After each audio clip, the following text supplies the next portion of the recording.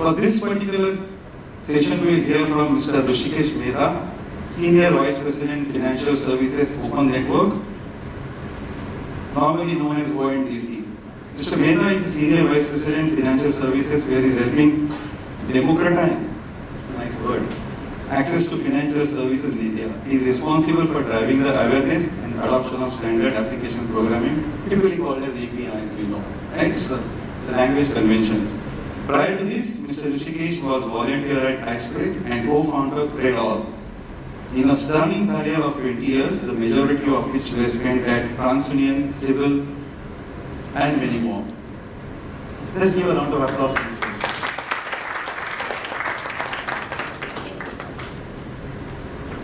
Hrushikesh. Over to you. Your presentation is 15 minutes. Yeah. That includes Q&A. Yeah. So I'll, Thank you. thank you everyone for having me. We've got about 10 minutes, so I'll cover what ONDC is. I am sure you all have read about it. There's been a lot of Zomato killer, Swiggy killer, Amazon killer.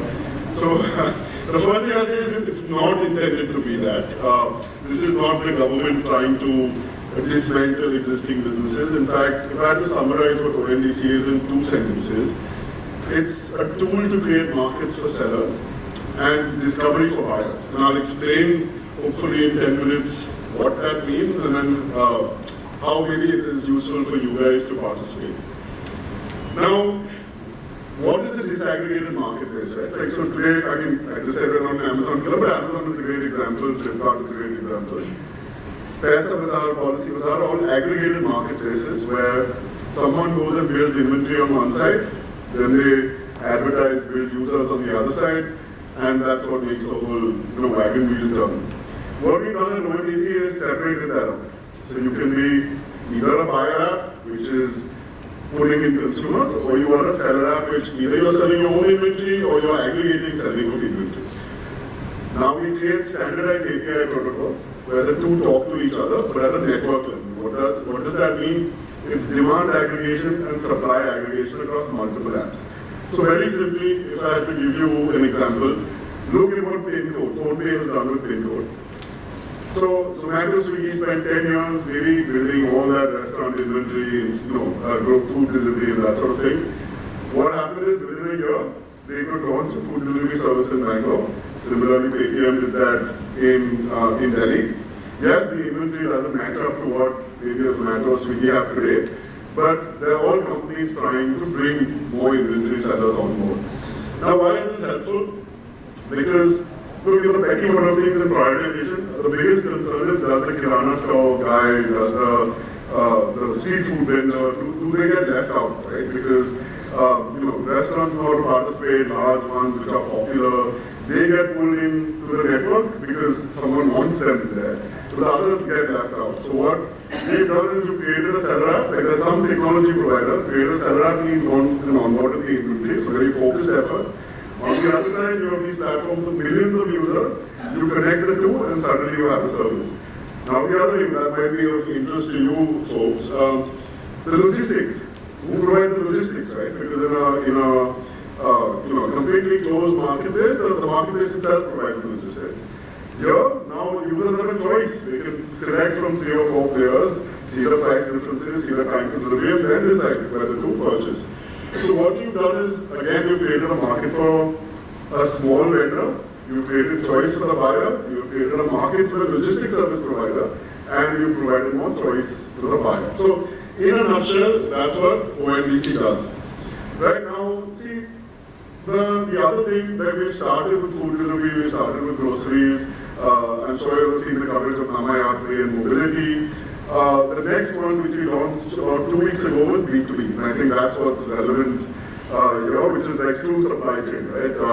Can a distributor search for various manufacturers of a particular product? Can a retailer search for various distributors of a certain product? So not only is it at a B2C level, you also do it at a B2B level, right? And now when I search for a product and I found one, who's a logistics provider that delivers that product to me. And how does that whole thing happen completely unbundled? And you hear this term with ONDC, unbundled a lot, because the idea is whoever you are in the ecosystem, if you provide a service, can we provide a market for you? And again, it comes back to that same theme. Can we provide buyers choice from the ecosystem? Now, well, on the business side, that's one piece. What we will also be doing, and I think Sanjay mentioned, finance. So we will be launching financial services in the next 2-3 months. So we'll start with plain vanilla products and then make it purchase financing. So now, can a person come and search for something on ONDC? Can they then select a logistics provider? Can they get finance to buy that and then complete the purchase? Similarly, if there are like distributors who need, if you have, say, a manufacturer who needs seller financing, they sold, raised an invoice, and they need money to power their business, can they get that? The answer is yes, we do all of that, and typically, at least for sole proprietors, we haven't solved for, like private limited and public limited yet. But for sole proprietors, you can get money in 10 minutes, money in the account, a completely digital journey, right?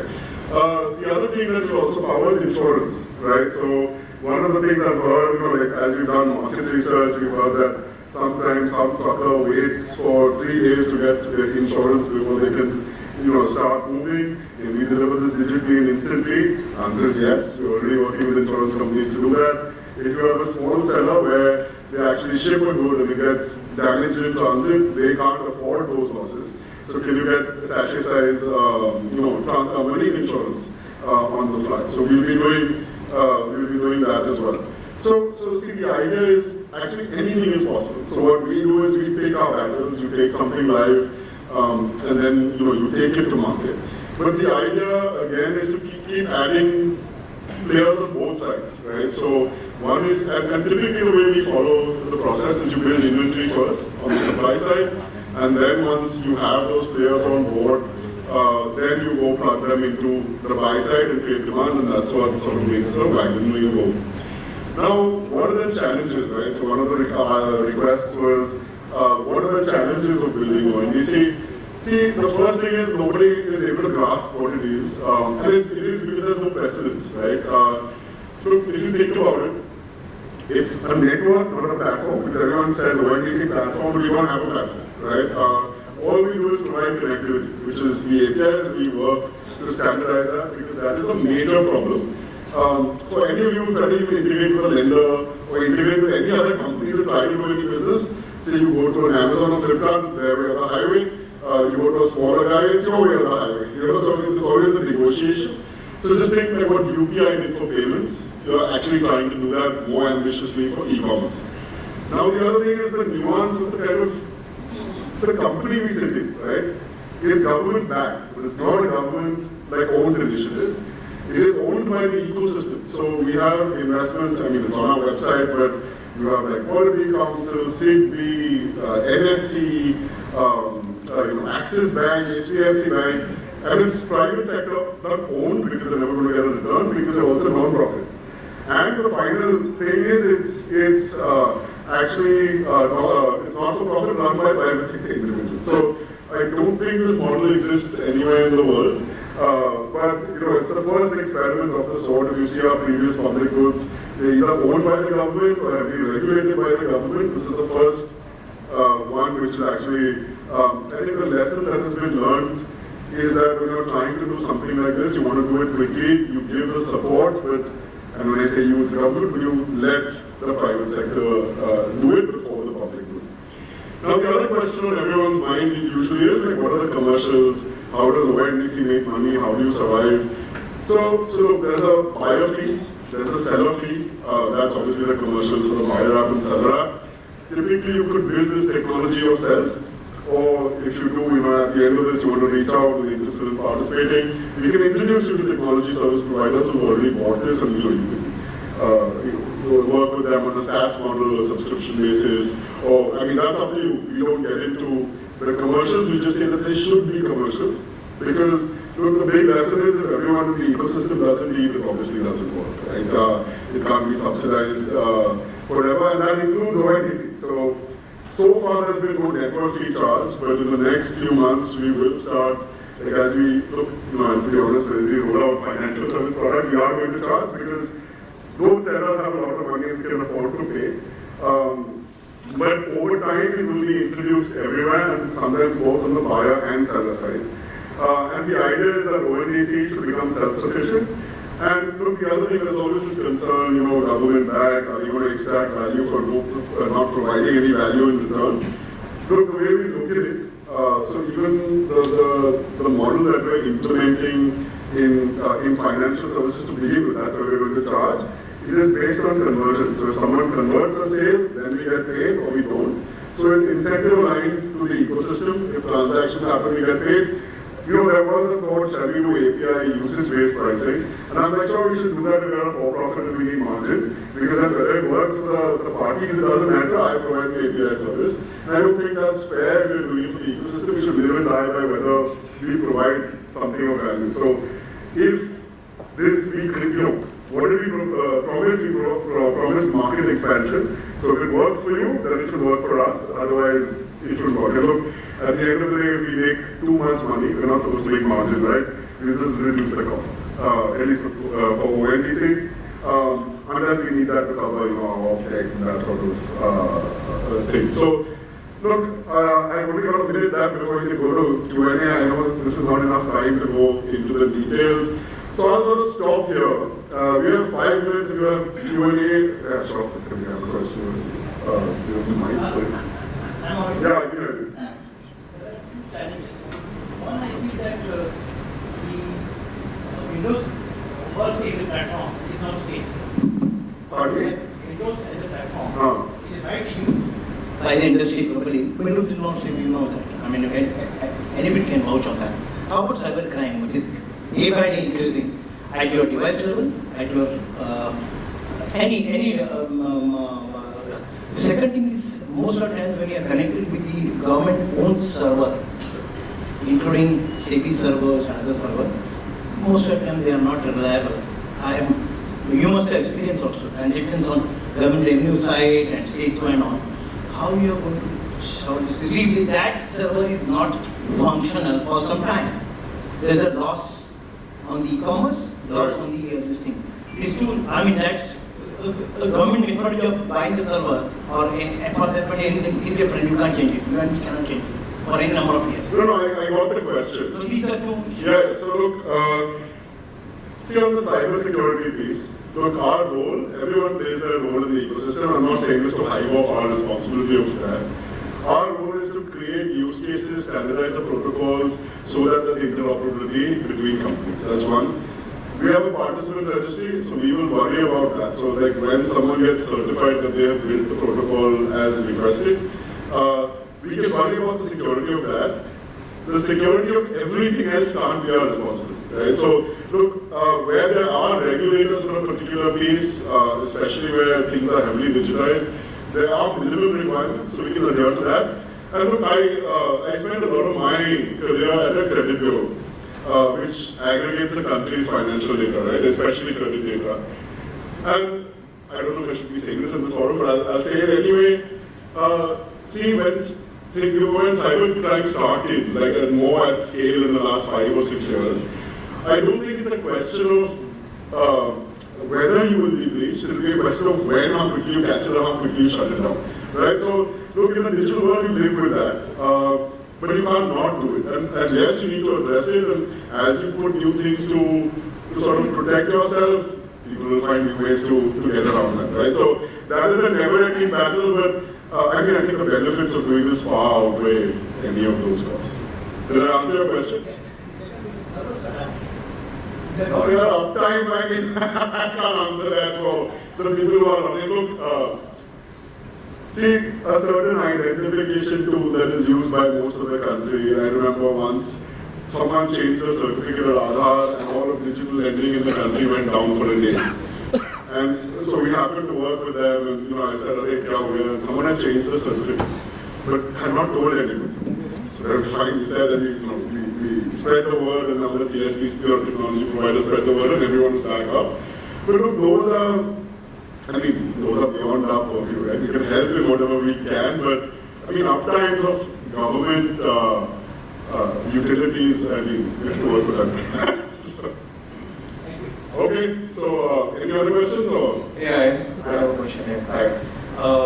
See, there was a time when, there was onset of players like Zomato and all. At that time, we were not used to those services. And, even having subpar quality of fulfillment was okay and was accepted. But now we are living in an era where people are used to fast deliveries, quick fulfillments. Is ONDC going to own the fulfillment part of it? Because, even though the network might be provided to the gamut of sellers that you have, but unless the fulfillment quality is not there, it might just lead to people not adapting to it, for a very long time, and might lead to losses at all levels. So, look, you asked a very complex question. I have less than a minute left to answer it, but let me try, right? So look, we went from the internet, which was open transfer of information, to walled gardens, and then the walled gardens providing really great service, like your Instamart deliveries in 10 minutes and so on. What we are doing, actually, what is also overlooked is ONDC is a version of Web3. We are going back to taking down some of those walled gardens. Will there be deficiency of service in the beginning? I would say resoundingly yes, there will be. Right? It will not be as good to begin with as the others. But over time, right, it's, what you're describing is like back in, say, the early 2000s, if you bought something on the internet, you were always worried, like, should I give my card, will I get the product? Sometimes you didn't, and then you worried about it till like these services came in and made it better. UPI took 4 or 5 years to come to scale and start working. We've been in it for 1 year. I would just say, like, you all don't have to be patient. Like, when you use it as a user, you want to be good from day one. We look at it that we will be patient and we'll keep going, we'll keep plugging because we won't have margin, we won't have targets, but we have to make it work. I'm happy to chat about it offline, but yes, trust. How do you build trust? There's a scoring and badging system that we can put in place so people know who to trust over time. But now 1 year of data with 30,000-40,000 transactions a day, Swiggy does 1.5 million a day, right? So we're only beginning, and you're comparing us to a mature business, so and we're not a business, so it's infra. So I'm happy to chat about it offline, but yes, that is a challenge. But we will play catch up, and time will tell whether we'll be successful. Sure. So just one question, and a request to all the delegates. Just give your name and company if you're comfortable. It's okay if you're not. But keep question very short. No need for background. Hrushikesh can figure it out. Right? So just ask your question, please. If you reduce time here, you can give more time to speech. So I'm around, so happy to have a chat, for a couple of hours. So. Yes, this is Saurabh Prasania. I just wanted to know what is the coverage, base of suppliers and consumers on your platform presently. Is it from India itself or it's? Only India. So look, export. Okay, the dream is, can some buyer in Singapore purchase something from India and then it choose the logistics service provider, the seller get credit and they deliver the product to Singapore, right? So that's the dream. But yes, we've not started that yet. It's only B2B has only started on ONDC 2 weeks back. So you're talking to what is see, the hype is one thing, but it's a startup in the public space, if that makes sense. So yes, that's on the annual, but not at the moment. Great question. I will invite Charu. Yes. There's one more. Quick one. Yeah. Hrushikesh, this is Varun Kakkad from Grasim Industries. Just want to understand what is the basically objective of bringing ONDC in India that maybe the government or you guys are working on. So what, it's quite interesting as a product. Just want to know what are the objectives that we are looking for, maybe short term. Okay, I think 2 minutes. Not even 2 minutes, 1 minute, but okay, so. One of the answers is you need to earn salary. Pardon? You need to earn salary. No, what is the reason for ONDC is the question. Like, why has ONDC been done? Okay, so I'm going to contradict what I said earlier a little bit. Look, what happens when you have duopolies and monopolies in the market, right? And if you learn from the West, you have mom and pop stores who don't prosper, but actually it starts as a market, they start with heavy funding. I don't know if you're familiar with the term monopsony, but it becomes one buyer in the market, sellers get, and who eventually get stressed, the sellers. The sellers are all the SMEs. What we're trying to do is create a level playing field for everyone, not have a duopoly, create opportunity on the other side as well. Again, it comes back to those 2 fundamental tenets. create markets for sellers, choice for buyers.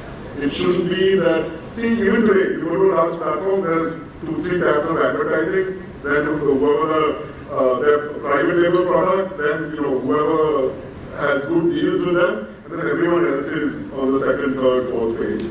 So I missed mentioning, one of the tenets of ONDC is the buyer should be able to search for any attribute they choose. So I know some of the sites do that anyway, but that is a requirement to be a buyer app on ONDC so that they can search by what they want to pay a higher price, great. They want more, luxury products, great. They want cheaper products, you should be able to see that as well. Time to delivery, cheaper, shorter than pay more, longer than pay less, all that good stuff, right? So that is the fundamental reason you don't want a monopoly or duopoly forming, which then affects like MSMEs and stuff. Thanks a lot. Thank you so much.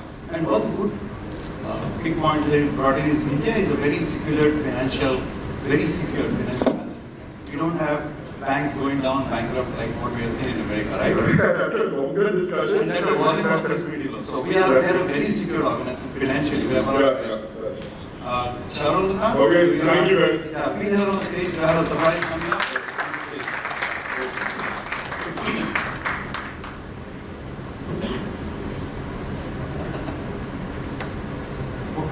Thank you so much, Hrushikesh.